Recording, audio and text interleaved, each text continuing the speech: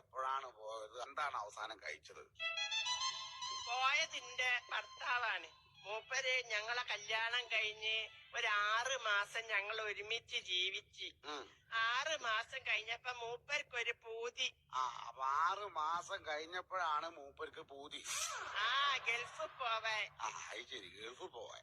അങ്ങനെ മൂപ്പരെ പൂതിയല്ലേന്നും വിചാരിച്ചിട്ട് ഞാൻ എന്റെ പണ്ടങ്ങളെ മുഴുവൻ വിറ്റിട്ട് ഇയാളെ ഗൾഫിലേക്ക് പറഞ്ഞേച്ച്. ഇപ്പൊ 12 കൊല്ലായിട്ട് ഒരു വിവരവും ഇല്ല. ചിരിക്കരുത്. അല്ല, കരഞ്ഞതല്ലേ?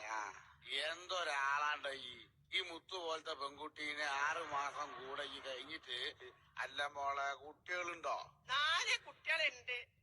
കല്യാണം കഴിഞ്ഞ 6 മാസങ്ങൾ ഒരുമിച്ച് ജീവിച്ചു. 12 കൊല്ലായിട്ട് അവൻ ഗൾഫിലുമാണ്.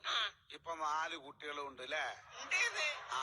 എന്നിട്ട് 12 കൊല്ലായിട്ട് മനുഷ്യന്റെ ഒരു വിവരവും ഇല്ല. കൊല്ലത്ത് വരലുണ്ട്. അത് ശരി, 12 കൊല്ലായിട്ട് ഇങ്ങോട്ട് വരലും ഇല്ല, കൊല്ലത്തില് വരലും ഉണ്ട്. ഇപ്പൊ അങ്ങനെ കണക്ക് കൂട്ടുമ്പോ രണ്ട് കണക്ക് തെറ്റിപ്പോവാണല്ലോ. എങ്ങനെയാപ്പോ അത് കണക്ക് മനസ്സിലായില്ല എനിക്ക്. അല്ല, കൊല്ലം എന്ന് പറഞ്ഞ സ്ഥലത്ത് വരലുണ്ട്. അവിടെ മൂപ്പർക്ക് ഭാര്യയും കുട്ടികളൊക്കെ ഉണ്ട്. എന്തൊക്കെ ചെലവുണ്ടിക്ക്. 4 മക്കളെ പോറ്റണം, മൊബൈലിന് ഗ്യാസ് നിറയ്ക്കണം. മൊബൈലിന് ഗ്യാസ് നിറക്കിയേ?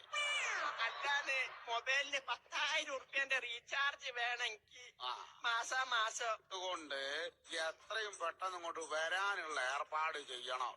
അല്ലേ, മൂപ്പര് വരണമെന്നില്ല, പൈസ അയച്ചാ മതി. കണ്ടടോ, അവിടെ പോലും എന്നെ ബുദ്ധിമുട്ടിക്കുന്നില്ല. എവിടുന്ന് കിട്ടടോ അങ്ങനത്തെ മുത്തു പോലത്തെ ഒരു പെണ്ണുങ്ങളെ?